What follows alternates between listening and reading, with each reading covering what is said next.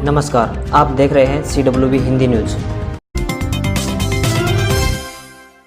अब पीजीआई रोहतक में कोविड-19 के सैंपल सी ब्लॉक में नहीं होंगे। प्रबंधन ने बढ़ रही भीड़ के कारण लिया निर्णय कि अब ट्रामा सेंटर के वेटिंग एरिया में सैंपलिंग होगी। सुबह 8 से रात 8 बजे तक सैंपल लिए जाएंगे। नया प्लान तैयार कर लिया गया है, जिसके तहत सैंपलिंग की जगह बदली गई है। बता दें कि कोरोना महामारी शुरू हुई थी तो सी ब्लॉक में सैंपलिंग की जगह बनाई गई थी। पीजीआई और बाहर से आने वाले मरीजों की जाँच यही होती थी। कोविड के मरीज बढ़े तो भीड़ भी बढ़ने लगी। भीड़ के कारण यह स्टाफ और अन्य लोगों को संक्रमण का खतरा रहता था। पिछले दिनों मांग भी उठाई गई थी कि कोविड के सैंपल लेने की जगह बदली जाए। अब इस बारे में निर्णय ले लिया गया है। अंत्योदय सरल केंद्रों, बस अड्डा तथा महिला कॉलेज में मिलेगी फ्री वाईफाई सुविधा। फतेहाबाद जिले के उपायुक्त डॉक्टर बांगड़ ने कहा कि तकनीकी जांच के उपरांत ही उपरोक्त सभी जगहों पर इसका विधिवत रूप से उद्घाटन किया गया है। इन सभी जगहों पर NIC के सहयोग से BSNL ने हॉटस्पॉट दिया है, जिसमें 10 MBPS की स्पीड से नागरिकों को इंटरनेट की निःशुल्क सुविधा मुहैया करवाई जाएगी।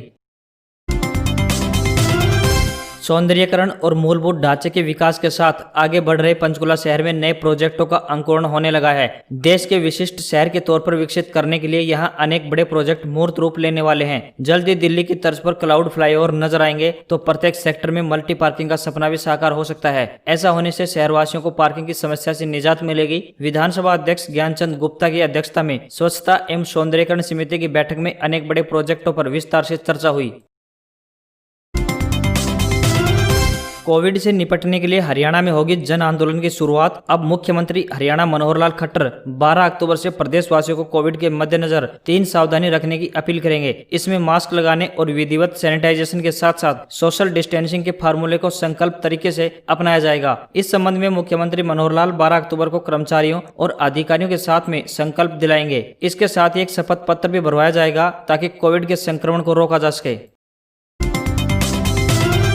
मोबाइल पर IPL का प्रसारण मुफ्त में न होने के कारण बहुत से लोग अंधाधुंध लाइव स्ट्रीमिंग ऐप इंस्टॉल कर रहे हैं। मुफ्त में मैच देखने की चाह लोगों के लिए मुश्किल खड़ी कर सकती है। साइबर एक्सपर्ट्स ने लोगों को सावधानी बरतने और बिना सोचे समझे कोई भी ऐप इंस्टॉल न करने की सलाह दी है। वहीं साइबर अपराधी हर वक्त लोगों को किसी न किसी तरह फंसाने का जाल बुनते ही रहते हैं। अब IPL के दीवाने साइबर अपराधियों के निशाने पर हैं। साथियों द्वारा कुछ ऐप बनाकर प्ले स्टोर पर डाली गई है। मुफ्त में मैच देखने की चाह में लोग इन ऐप को डाउनलोड कर फोन में इंस्टॉल कर रहे हैं। ऐसा करना बिल्कुल सही नहीं है। चंद रुपए बचाने के लालच में लोग अपना भारी नुकसान करा सकते हैं।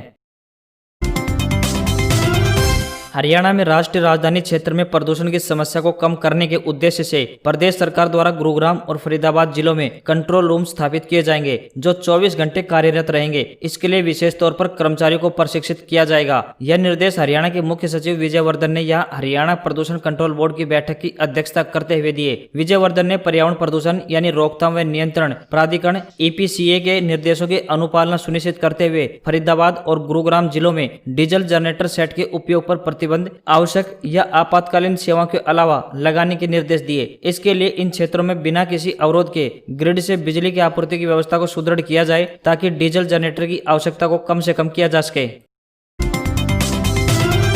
हरियाणा सरकार ने प्रदेश में बिना परमिट के सवारियां ढो रहे वाहनों पर नकेल कसने की पूरी तैयारी कर ली है। परिवहन मंत्री मूलचंद शर्मा ने कहा कि हाईवे पर पड़ने वाले टोल प्लाजा पर जल्द ही RTA सचिव कार्यालयों और हरियाणा रोडवेज की संयुक्त टीमें तैनात की जाएंगी। ये टीमें प्रदेश भर में बिना कागजात के नियमित तौर पर टैक्स न भरने वाले और क्षमता से अधिक सवारियां बैठाने वाले वाहन चालकों के खिलाफ कार्रवाई करेंगी। उन्होंने कहा कि विभाग द्वारा इसके आदेश जारी कर दिए गए हैं।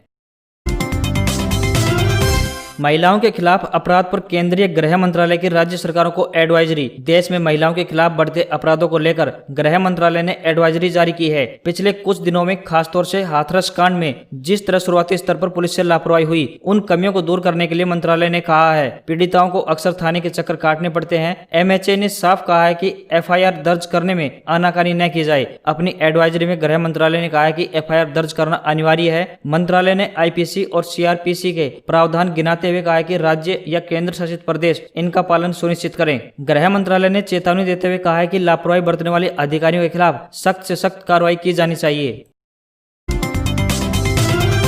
मुख्यमंत्री मनोहर लाल ने बड़ौदा विधानसभा के लिए होने वाले उपचुनाव के मद्देनजर बड़ा ऐलान किया है। उन्होंने कहा है कि बड़ौदा उपचुनाव में भाजपा व जसपा गठबंधन का उम्मीदवार होगा और कमल चुनाव चिन्ह होगा। मुख्यमंत्री ने कहा कि गठबंधन को लेकर विपक्ष गलत भ्रांतियां फैला रहा है। गठबंधन पहले से ज्यादा मजबूत हुआ है। मुख्यमंत्री ने पूर्व मुख्यमंत्री भूपेंद्र सिंह हुड्डा पर निशाना साधा कि उन्होंने 10 साल तक केवल किलोई की याद आई और बड़ौदा की तरफ ध्यान ही नहीं दिया। फिलहाल मुख्यमंत्री ने गठबंधन के उम्मीदवार को लेकर भी कोई संकेत नहीं दिया है।